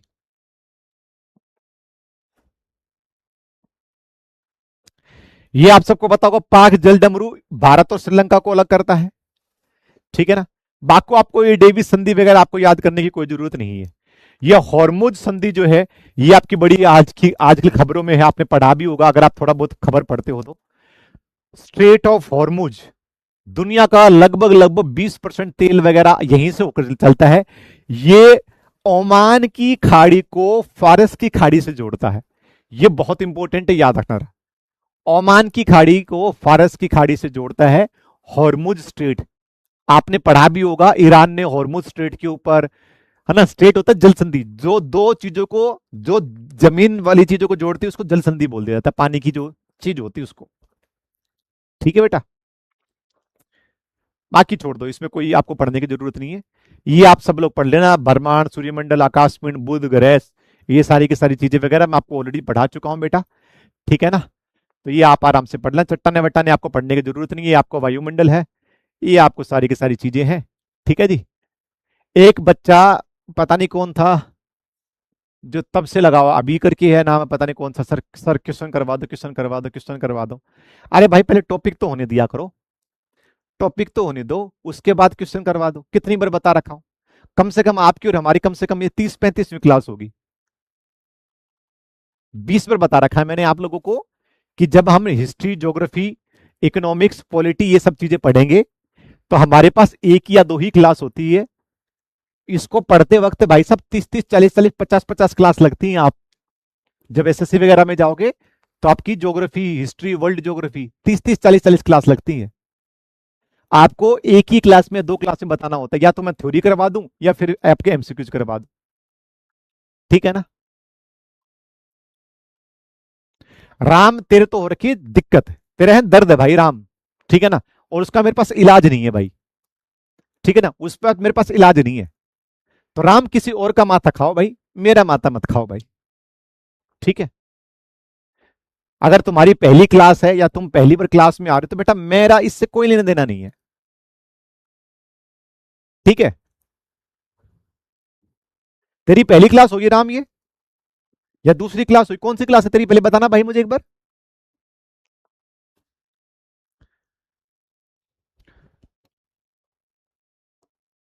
बताइए, आंसर बताइए जरा, इस क्वेश्चन क्या हो जाएगा।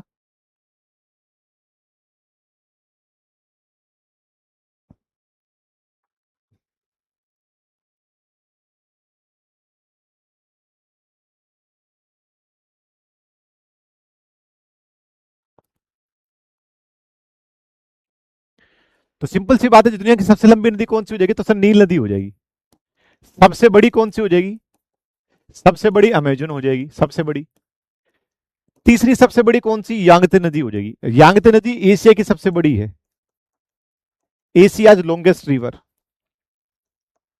आपने पढ़ा भी होगा चीन के साथ में।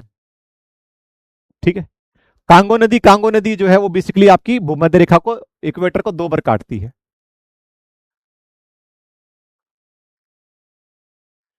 तो ऑप्शन नंबर सी आपका सी आंसर हो जाएगा। 91% लोगों का।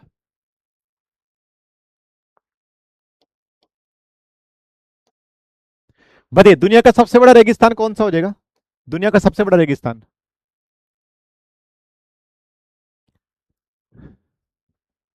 देखा, अब मैंने राम से पूछा कि राम तेरी कौन सी क्लास है, अब राम के मुंह में दही जम गई, अब उसके हाथों में मेहंदी लगी। अब उससे कमेंट बाजी नहीं हो रही, अब उससे आंसर नहीं दिया जा रहा है जब मैं पूछ रहा हूं तो। क्यों राम, अब क्या हो गया भाई, तेरी पहली क्लास तो नहीं है, नहीं है तेरी पहली क्लास, तो ऑलरेडी बहुत बार क्लास में आ चुका है। और कितनी बार मैंने क्लास में बता रखा है कि भाई तुम्हारा पेपर मल्टीपल शिफ्ट में होता है। कोई भी, अभी थोड़ी देर पहले बताया था, कोई भी इंसान नहीं बता सकता कि तुम्हारे ये मोस्ट इंपॉर्टेंट टॉपिक है। समझ में आ रहा है। पर जब तक तुम लोगों की आरती ना उतार लूं, तब तक मैं तुम लोगों को एक आधा चीज ना सुना दूं, तब तक थोड़ी ना तुम लोगों को खाना हजम होता है। तो दुनिया का सबसे बड़ा रेगिस्तान कौन सा हो जाएगा जी, सहारा हो जाएगा। सहारा रेगिस्तान दुनिया का सबसे बड़ा रेगिस्तान हो जाएगा, कौन सा हो जाएगा, सहारा। Arabian desert.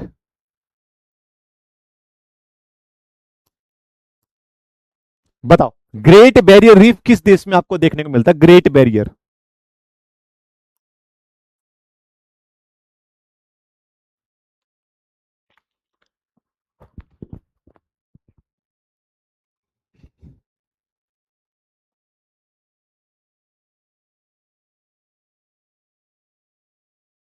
देख लो कैसे कैसे लोग हैं तुम्हारी क्लास में। अब पिछले 5 मिनट से मैं उसका वेट कर रहा हूं कि वो बताएगा कौन सी क्लास और क्या चीज है, लेकिन नहीं बता रहा है ना। जब तक एमसीक्यू स्टार्ट नहीं होते तब तक सर बता दो, ये कर दो, वो कर दो, फलाना ढिंगड़ा ये कर दो, है ना। अब मैं पूछ रहा हूं तो अब भाव खा रहा है। अब भाव तो क्या ही खा रहा होगा, क्लास बंद करके चला गया होगा। यही चीजें तो आती हैं तुम लोगों को बस।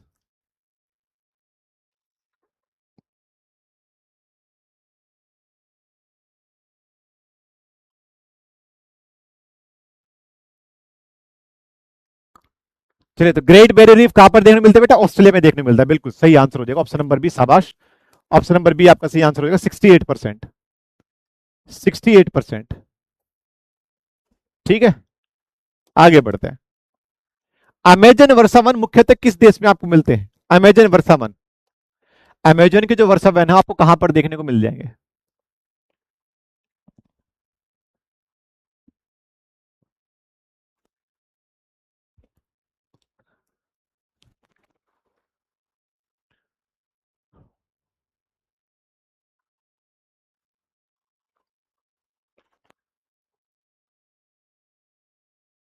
क्या बात है भाई, बहुत बढ़िया, सबका सही आंसर है, शाबाश। क्या बात है, क्या बात है, बहुत बढ़िया। कहाँ है बेटा? ब्राजील के अंदर है। मुख्यतः कहां पर देखने को मिलते हैं? ब्राजील में आपको देखने को मिलता है। ठीक है, तो ऑप्शन नंबर बी आपका क्या हो जाएगा? सही आंसर हो जाएगा।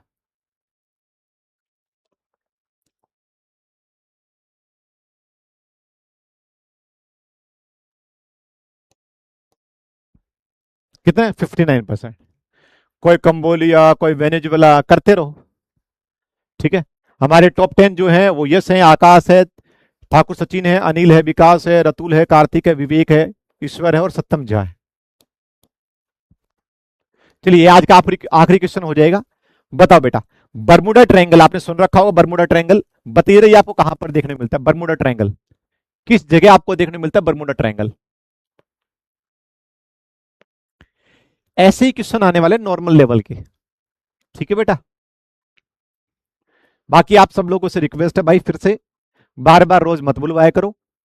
स्टार्टिंग की क्लास की 5 मिनट में आपके डाउट में लेता हूं। मैं आपसे हमेशा पूछता हूं क्लास में कि भाई बताओ जरा, कोई दिक्कत समस्या परेशानी? शायद ऐसी कोई भी क्लास नहीं हुई होगी कि मैंने आप लोगों के डाउट नहीं लिए होंगे।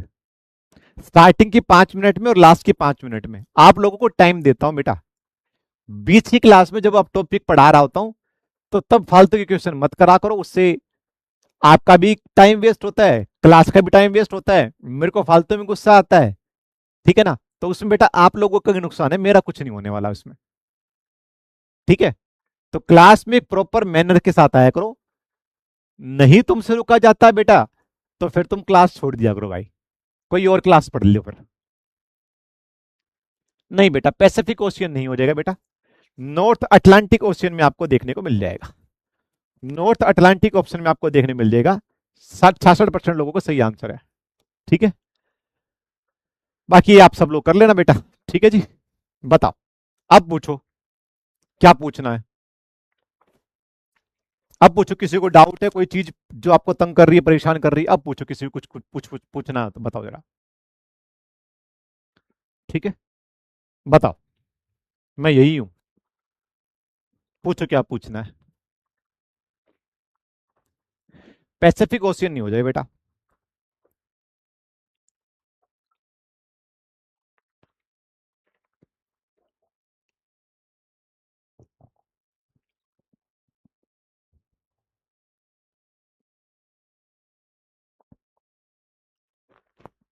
सत्यम भाई ये लो।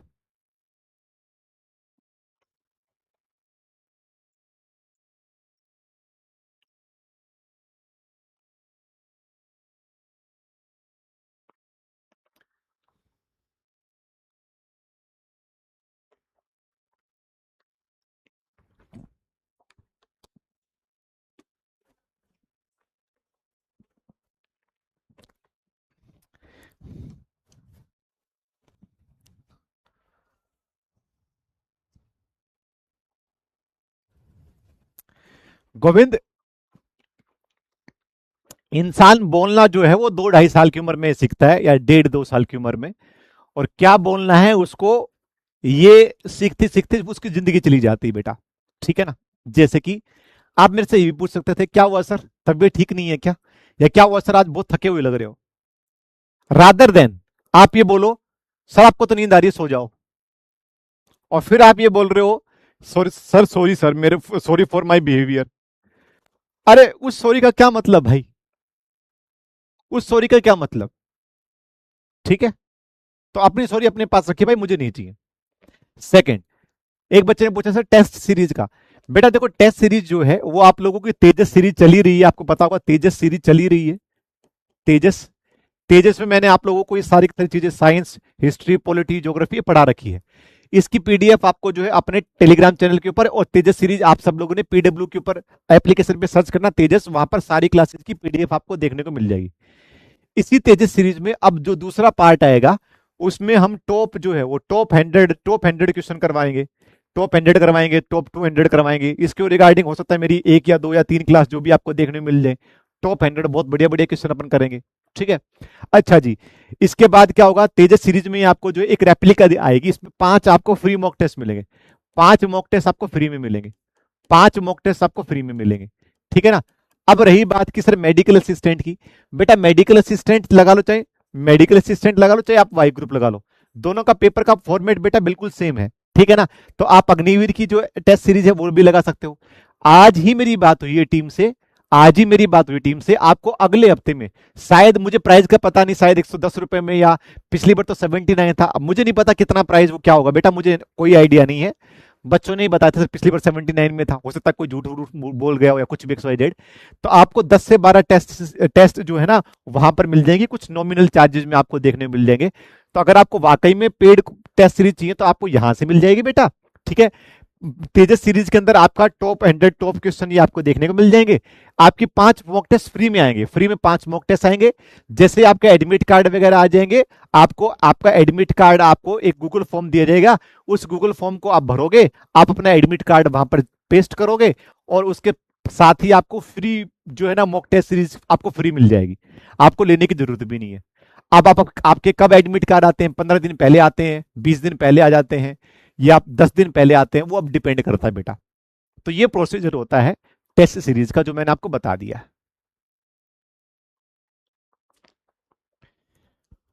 अरुण कुमार भारती भाई, मैंने 20 बार आपको क्लास में बता रखा है कि पोल अगर आपका नहीं चल रहा होता है तो सिंपल सी एक चीज करनी होती है, सिंपल सी एक चीज करनी होती है, क्लास को बंद करो और दोबारा से क्लास स्टार्ट कर दो। अरुण भाई मैं देख रहा हूं लगातार 43 दिन से आपने लॉगिन कर रखी है पीडब्ल्यू की एप्लीकेशन, तो इसका मतलब कुछ दिन तो आपने क्लास ली होगी लगातार। पोल का मैं ऑलरेडी बता चुका हूं बेटा। ठीक है ना। तो मैं अब कुछ नहीं कर सकता इस चीज के रिगार्डिंग में, जब आप चीजों को नहीं समझते हो बेटा तो मैं कुछ नहीं कर सकता। चलो इसके बाद कौन बोल रहा है।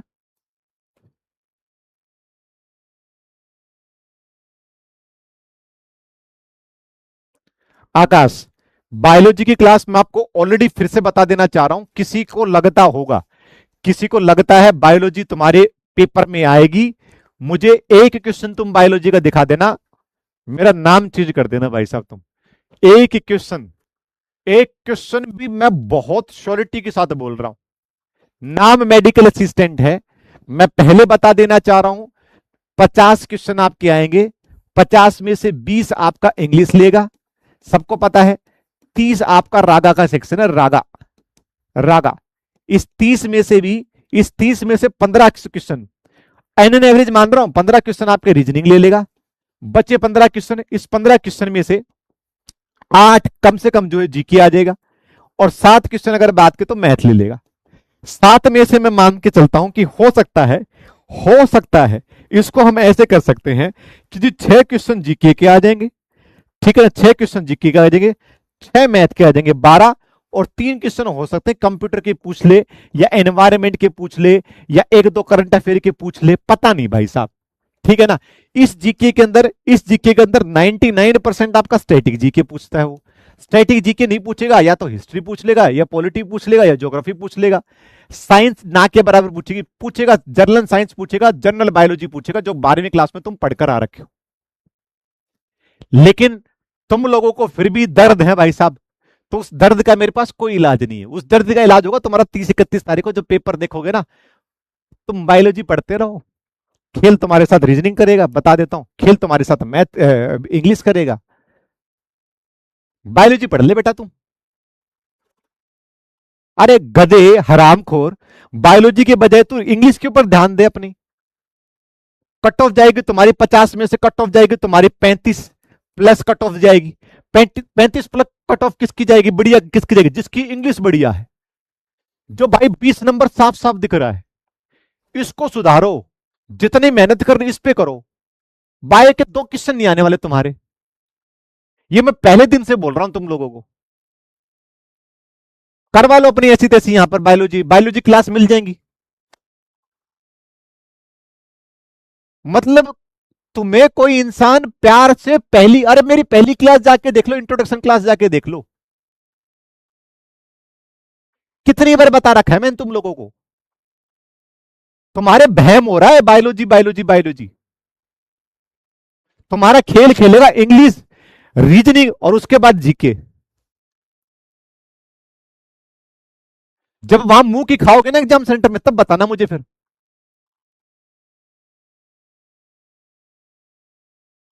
तुम बता दो जरा, तुम मुझे नहीं बता दो, तुम पहले पहले दिन से तुम मेरे साथ क्लास में बता। मैंने कितनी बार, मुझे खुद याद नहीं भाई साहब, कम से कम मैंने 30 40 50 पर पता नहीं कितनी बार मैंने ये चीज बोली हुई है। कितनी चीज मैंने बिल्कुल बढ़िया तरीके से, मेरा वॉइस नोट पड़ा हुआ है, इस टेलीग्राम चैनल पर जाके देख लो, ये दिल मांगे मोर के ऊपर वॉइस नोट पड़ा हुआ है कि कैसे जीके जीएस के साथ में डील करना है। तो तेरी पहली क्लास है तो भाई साहब मैं क्या करूं, तेरी पहली क्लास है तो फिर एक चीज सीख रखी जी, हमारी पहली क्लास है, एक चीज सीख रखी सर, सॉरी सर, मुंह की तुम खाओगे फिर। और उससे कुछ नहीं होने वाला, उससे पता क्या होगा, उससे पता मैं बता देता हूं, उससे ये होगा, अरे पापा पीडब्ल्यू कुछ नहीं है, पीडब्ल्यू का तो बस नाम नाम है, फालतू के टीचर है आपकी मर्द। तो सर मुझे ना इसका XYZ का कोर्स दिलवा दो पापा, ये वाला कोर्स लूंगा पापा, ये वाले बहुत हैं, इसमें बहुत व्यूज आते हैं, इसके तो व्यूज नहीं आते हैं। एक तो तुम लोगों के पता नहीं दिमाग क्यों खराब है भाई साहब। कोई अगर टीचर 50,000 पढ़ा रहा है, वो टीचर बहुत बढ़िया है, और किसी के अगर 5 भी हैं भाई, वो जी जान से मेहनत कर रहा है, वो बता रहा है कि भाई साहब वो पॉइंट टू पॉइंट चीजें आपको बता रहा है कि बेटा ऐसे कर ले, ऐसे चीजें पढ़ ले, उसकी कोई कदर ही नहीं है। होगी कदर बेटा 31 मार्च के बाद में आधे लोगों की आंखें खुलेगी, ठीक है ना। जो मुझे कह रहे हैं ना कि जी आप नींद में हो, आप ऐसे लग रहे हो, सबकी आंखें खुलेगी भैया, चिंता मत करो। फिर क्या होगा 31 मार्च के बाद, पता है क्या होगा, अब तुम गलत पढ़ रहे हो, तुम गलत पढ़ रहे हो, पता नहीं बायोलॉजी बायोलॉजी कहां से लगी, मेरे को समझ में नहीं आ रही, बायोलॉजी तुमने कहां से पढ़ लिया, किसका वीडियो देख लिया भाई, मुझे तो नहीं पता। दूसरी चीज क्या है, 31 मार्च के बाद मुंह की क्यों लगेगी, मुंह की इसलिए लगेगी भाई, सिंपल सी बात ये है, मेडिकल असिस्टेंट क्या है, परमानेंट नौकरी है आपकी, मेडिकल असिस्टेंट क्या परमानेंट है, और वाई ग्रुप भी आ रखा है, वाई ग्रुप का वाला बच्चा मेडिकल असिस्टेंट देगा, क्यों, क्योंकि परमानेंट चाहिए भाई, 4 साल की नौकरी कौन करेगा अग्निवीर वाले में। तो अब की बार कंपटीशन ज्यादा, कट ऑफ ज्यादा, तो जिसने 2 साल से वाई ग्रुप दे रहा है वो बंदा, जो 2 साल से वाई ग्रुप दे रहा है बंदा, वो भी अगर बात करते मेडिकल असिस्टेंट देगा भाई, वो भी मेडिकल असिस्टेंट देगा, 2 साल से उसका सिलेक्शन नहीं हो रहा। हाँ, तुमसे ना जाने कितने बच्चे, कितने सारी संस्थाओं में लाखों करोड़ों बच्चे तुमसे पहले के पढ़े हुए हैं, 2 बार पेपर दे चुके हैं, वो तो इसी की बात कर रहे थे। तुम्हारा पहला इंटेक है, उस पहले इंटेक में तुम खराब कर रहे हो हरकतें, है ना। ये इंटेक चला जाएगा, अगली मेडिकल असिस्टेंट कब आएगी किसी को नहीं पता, ना मुझे पता है ना किसी और को पता। मतलब परमानेंट वैकेंसी, इसको तुम हाथ से जाने दो, उसके बाद बेटा तुम वापिस आके वाई ग्रुप की तैयारी करना बेटा आराम से, ठीक है ना। वो 4 साल की सर्विस अगर होगी तो कर लेना, नहीं तो भाई साहब क्या करना है, इसके बाद में निकल जाना तुम लोग। 21-22 साल के जब हो जाओगे, 21-22 साल के हो जाओगे, जब तुम्हें दुनिया तुम्हारे लात मारेगी, लात, ठीक है ना, तुम्हारे लात लगेंगी। क्यों, क्योंकि एसएससी में जाओगे, वहां पेपर लीक होता है। तुम्हारा स्टेट जिस भी किसी स्टेट के हो तुम देख लो जरा, यूपी के हो गए, हरियाणा के हो गए, राजस्थान के हो गए, जिस भी स्टेट के जा रहे हो पेपर लीक हो रहे हैं भाई साहब। रेलवे एनटीपीसी वगैरह अगर बात करें, दिल्ली पुलिस अभी दिया था, दिल्ली पुलिस भाई साहब 98 नंबर लेके बैठे हैं। सबकी अगर बात करें तो पैसे हैं, पैसे देकर तुम्हारे माँ बाप के पास अगर बात करें तो इतने पैसे नहीं है कि तुम पेपर खरीद लो, कुछ भी कर लो। कहां जाओगे? इस जाल में रहना ना, इस जाल में रहना। उसके बाद में दो ही ऑप्शन बनेंगे, या तो भाई साहब तुम क्या करना, या तो कहीं काम मजदूरी धंधा वंदा कर लेना, या फिर भाई साहब वो 20-25 हजार रुपए की, 30 हजार रुपए की नौकरी जो होती है, वो 30 हजार की बहुत बता दी मैंने। बस एक बार तुम इससे निकल गए ना बेटा, 17 से 21 वाली उम्र से निकल गए, अगर तुम्हारा यहां पर नहीं हुआ, इसका मतलब खत्म हो बेटा फिर तो।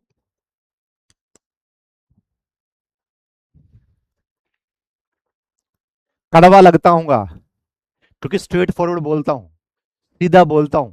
तुम्हें यहां रोकता टोकता इसलिए हूं क्योंकि तुम गलत बोलते हो, गलत हरकतें करते हो।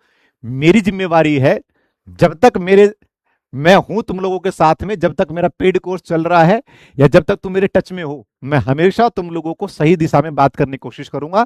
चाहे मैं खराब बोलता हूं, चाहे मैं रूड हूं, चाहे मैं 2 मिनट में गुस्सा कर जाता हूँ, लेकिन मेरी भावनाएं, मेरी इंटेंशन हमेशा ऐसी होती है कि मैं किसी बच्चे के लिए ना जाने क्या कर जाऊं। अगर मेरे बस में हो तो भाई साहब ना जाने मैं क्या कर जाऊं। मेरे पास फ्री टाइम मिलता है ना, मैं टेलीग्राम के ऊपर चीजें अपडेट करता रहता हूं, मैं तुम्हारी क्विज बनाता रहता हूं, ठीक है ना। उस टेलीग्राम ग्रुप के ऊपर मेरे को एक अठन्नी नहीं मिलती है, मुझे किसी ने बोल नहीं रखा है। बाकी और भी होंगे, आप लोगों को देख रहे हो, कोई कोई अपना टेलीग्राम के ऊपर इतना एक्टिवेट नहीं है। किसी ने मुझे अगर बात करे तो पैसा नहीं दे रखा, या किसी ने भाई साहब में जो कोई और चीज नहीं हो रही है, मेरी खुद की दिली इच्छा होती है भाई साहब कि मैं कुछ ऐसा कर जाऊं, कोई बंदे दो चीज लाइन पढ़ ले, हो सकता है वो पेपर में आ जाए, हो सकता है उसको कुछ भला हो जाए, ठीक है ना। लेकिन तुम्हारी हरकतें क्या होती है, सर बायोलॉजी क्लास नहीं हुई है, सर कट ऑफ कितनी जाएगी, सर इंपॉर्टेंट टॉपिक बता दो। अरे गधे पढ़ना भाई, इंपॉर्टेंट टॉपिक है क्या करना है भाई, मुझे क्या पता भाई साहब, 8 क्वेश्चन, 8 क्वेश्चन कहां से आएंगे, मुझे क्या पता। तुम्हारे मल्टीपल शिफ्ट में होते हैं, मैं तुम्हें बोल दूं भाई साहब एयरफोर्स, एयरफोर्स के अंदर तुम एयरपोर्ट पढ़ के चले जाओ, तुम्हारी शिफ्ट में किसी ने पूछा ही नहीं एयरपोर्ट, और अगली वाली शिफ्ट में एयरपोर्ट का पूछ लिया गया। आप आते बोलोगे मेरे सिर पे कूदोगे, सर आपने तो एयरपोर्ट बताया था, एयरपोर्ट तो आया नहीं। अरे तो भाई मैं क्या करूं, एयरपोर्ट नहीं आया तो भाई मैं क्या करूं, एयरपोर्ट नहीं आया तो। अगर मुझे पता होता एयरपोर्ट आएगा, तो मुझे पता होता अगर एयरपोर्ट आता तो भाई साहब मैं ये सारी चीजें क्यों पढ़ाता फिर। भाई अगर मुझे पता होता एयरपोर्ट आता तो मैं क्यों भाई साहब इतनी बड़ी सारी चीजें लेकर आता। अब तुम्हारा पीवाई को उठा के देखोगे, उसमें करेंसी भी पूछ रखी है, इंटरनेशनल ऑर्गेनाइजेशन भी पूछ रखे हैं, इंडियन ऑर्गेनाइजेशन भी पूछ रखे हैं, डेज भी पूछ रखे हैं, अवार्ड भी पूछ रखा है, स्पोर्ट्स भी पूछ रखा है, डांस भी पूछ रखा है, नेशनल पार्क भी पूछ रखे हैं, डैम्स भी पूछ रखे हैं, झील भी पूछ रखी है, एयरपोर्ट भी पूछ रखा है, स्टेडियम पूछ रखा है। अब इनमें से कोई चीज नहीं करवाऊंगा, सर पीवाईक्यू में तो स्टेडियम आए थे, आपने स्टेडियम नहीं करवाया। अरे तो कहीं तो तुम जीने ले दो किसी इंसान को, और मैं क्यों भाई साहब गलत इन्फॉर्मेशन दूं। मेरे को भी बोला जाता है कि सलाह बताओ जरा, एक एक एक वीडियो बनाओ जिसके ऊपर शॉर्ट टॉपिक बताओ कि ये पढ़ने चाहिए। अरे भाई मैं कैसे बता सकता हूं, तुम बता सकते हो क्या। तुमने सिलेबस, हमारा ये सिलेबस पूरा हो चुका है, तुम बता सकते हो कि कौन सा टॉपिक आ सकता, कौन सा टॉपिक नहीं आ सकता। कोई नहीं बता सकता भाई साहब, ठीक है ना। लेकिन भाई मैं और पीडब्ल्यू अगर बात करें तो व्यूज का भूखा नहीं है, या उन चीजों का भूखा नहीं है। हमें देनी है भाई सब सभी इन्फॉर्मेशन। हमें बच्चों क्यों लिखना है, हमें बच्चों को क्यों बोलना है कि भाई ये पढ़ना है। हाँ 10 डेज स्ट्रेटेजी थी, जो 10 दिन की स्ट्रेटेजी मैंने आपके टेलीग्राम चैनल पे फॉलो कर रखी है, उसमें मैंने बता रखा है कि जी पहले दिन अगर आपको पढ़ना तो सबसे पहले ये टॉपिक पढ़ो, फिर दूसरे दिन ये टॉपिक पढ़ो, फिर तीसरे दिन ये टॉपिक पढ़ो, चौथे 10वें दिन अगर आप देखोगे तो 10 दिन मिसलेनियस है, 9वें दिन वर्ल्ड हेरिटेज साइट और रामसर साइट, 9वें दिन है हमारी, 9वें दिन हम पढ़ रहे हैं वर्ल्ड हेरिटेज साइट और रामसर साइट। क्यों? क्योंकि मुझे लगता है ये बहुत कम रियलिटी है, इसके आने के चांस है। इसलिए मैंने सबसे पहले क्या लिखा, नेशनल सिंबल लिखे, मैंने कंट्री नेबरिंग कंट्री रखी है, इसलिए मैंने कंट्री विद कैपिटल रखा। प्रायोरिटी बता सकता हूं मैं कि कौन सी प्रायोरिटी में आपको पढ़ना है, ठीक है ना। बाकी मर्जी बेटा आप सब लोगों को, आपको नहीं करना है, आपकी इतना समझाने के बावजूद भी अगर आपको चीजें नहीं करनी है, तो भाई साहब अपना कुछ नहीं हो सकता। मैं तो चैन की नींद सोता हूं हर दिन कि भाई मैं तो ना तो किसी को बुरा चाहता हूं, ना किसी को मेरे को कोई पर्सनली दुश्मनी थोड़ी ना भाई साहब। हाँ? तुम्हारा सिलेक्शन तुम कहीं और, मेरा नया बैच में कहीं और।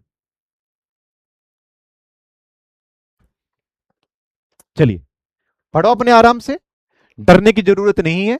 मैंने सारी चीजें बता चुका हूं, मैं कैसे कैसे चीजें आपकी आएंगी। अगर आपको समझ में आ रहा है तो इसके हिसाब से आप चीजें कर लीजिएगा, ठीक है ना, इसके हिसाब से चीजें कर लीजिएगा और पढ़ो अपने आराम से, ठीक है। दूसरा, सबसे जो बड़ी खराब चीज जो मैं बता देता हूं, मैंने पहले भी डिस्कस की है, इसके बाद मैं अपनी वाणी को विराम देता हूं। ओहो, अभी तो जो है ना 9:10 हुए हैं, मैं 9:15 पे पढ़ूंगा। ओहो, आज तो शनिवार है, मंडे को से बिल्कुल पढ़ूंगा। ओहो, एक काम करते हैं, इंग्लिश अच्छी लगती है तो एक काम करते हैं, इंग्लिश ही पढ़ लेते हैं, रीजनिंग को कल से पढ़ना स्टार्ट करेंगे। अच्छा, जीके क्या करते हैं, जीके में कल से पढ़ना स्टार्ट कर दें, ये क्लास कल ले लूंगा। कल कभी नहीं आता है बेटा, कल कभी नहीं आता है। वो सारी हरकतें जो मैंने की हैं, मैंने देखा हुआ है बहुत सारे लोग जो करते हैं, और जो आगे आने वाली पीढ़ियां भी करते ही आएंगी। इन चीजों के ऊपर मत फंसो, सोच से ज्यादा हम करते इतना सा है। जिनका सिलेक्शन होता है ना, बताता हूं, जिनका सिलेक्शन होता है वो सोचते 10% है, करते 90% है। और तुम लोग मैक्सिमम 99.9% सोचते ज्यादा है, ये कर लूंगा वो कर लूंगा, हवा जी ये सब चीजें हवाई किले बनाने, ये सब करना है, और करना कितना है 10%। कभी सिलेक्शन नहीं होगा, कभी। करो, आज से अगर कोई जीके पढ़ना स्टार्ट कर रहा है, पहले दिन से अगर जीके कोई पढ़ना स्टार्ट कर रहा है, कल से पढ़ना स्टार्ट करे, एक नई एनर्जी के साथ में करो भाई, यहां से स्टार्ट करो। पेपर वाले दिन तक तुम यहां तक पहुंच जाओगे, 15 टॉपिक तो कर ही लोगे, लेकिन करना तो चाहोगे तब ना, करना चाहोगे तब ना बेटा, करना चाहोगे तब ना। हम क्या करते हैं, यार जीके तो बड़ा सिलेबस है, हाय राम जीके कैसे कवर होगा, ऐसा कर लेता हूं वो कर लेता हूं फलाना दिगड़ कर लेता हूं, लेकिन करना नहीं होता, ठीक है ना। 2 दिन के बाद भी तुम यहीं खड़े हो, 5 दिन के बाद भी यहीं खड़े हो, फिर परेशान, अरे यार 20 दिन बचे क्या करें, चलो एक काम करें तो मॉक टेस्ट लगा लेते हैं, मॉक टेस्ट जितनी सारी हो जाएगी उतनी सारी चीज। अरे क्यों भाई, क्यों, सारी चीजों को छोड़ो, पहले दिन ये करो, अगले दिन ये करो, अगले दिन ये करो, करो, चाहे कुछ भी हो, चाहे तुम 20% करो, चाहे तुम 30% करो, करो भाई साहब, पढ़ो करो, रूटीन में चीजें आने दो। चुटकी बजाते सारी चीजें नहीं होती हैं बेटा, टाइम लगता है, सोचने से चीजें नहीं होती, करने से होती हैं। जिस दिन समझ जाओगे उस दिन सिलेक्शन हो जाएगा। कोई दुनिया की ताकत तुम्हें नहीं रोक रही है, तुम सबसे बड़े दुश्मन तुम ही हो खुद के, तुमसे बड़ा तुम्हारा दुश्मन कोई और नहीं है, तुम्हारा ये मन है। और ये मन आज नहीं, 10 मिनट के बाद, 5 मिनट और इंस्टाग्राम देख ले उसके बाद, अब 30 मिनट थोड़ा सा रेस्ट कर लेता हूं उसके बाद, ये सारी चीजें तुम्हारे मन में आती। मन को काबू में करना सीखो। जिस दिन कर लोगे मन को काबू में बेटा, उस दिन हर फील्ड में, कोई भी फील्ड में, मैं ये नहीं बोलता होता कि आपको वर्दी मिली जाएगी करने से, लेकिन कोई भी फील्ड हो, करो बेटा। चलिए, तो ख्याल रखिए आप सब लोग, ज्यादा ज्ञान दे दिया मैंने आज, ठीक है। तो आज का प्रवचन यही खत्म होता है। मेरा किसी से कोई भी द्वेष नहीं है, मेरे लिए सब बराबर हो, चाहे वो राम हो, चाहे गोविंद हो, चाहे कोई XYZ किसी कोई पर्सन कोई भी हो, लेकिन पहले आप खुद के अंदर झांक के देखिए कि आप जो कह रहे हैं कर रहे हैं, क्या आप वाकई में सही हैं, ठीक है। चलो, तो कुछ बनिए ना बनिए, पर जीवन में एक अच्छा इंसान बनिए। अच्छा इंसान वो तो सामने वाली कदर करता है, इज्जत करता है, और ये सोचता विचारता है कि सामने वाला इंसान ने मेरे से ऐसी बात की है तो क्यों बात की है, ऐसा क्या था कि मैंने क्या कर दिया था। विदित भाई लीडर बोर्ड में आपको बता चुका हूं, अगर आपको दिखाई नहीं दिया होगा तो मैं कुछ नहीं कह सकता, आप क्लास में थे नहीं या पता नहीं है, ठीक है ना। चलो, तो आप सब लोग ख्याल रखिए, आप सब लोग, लव यू ऑल।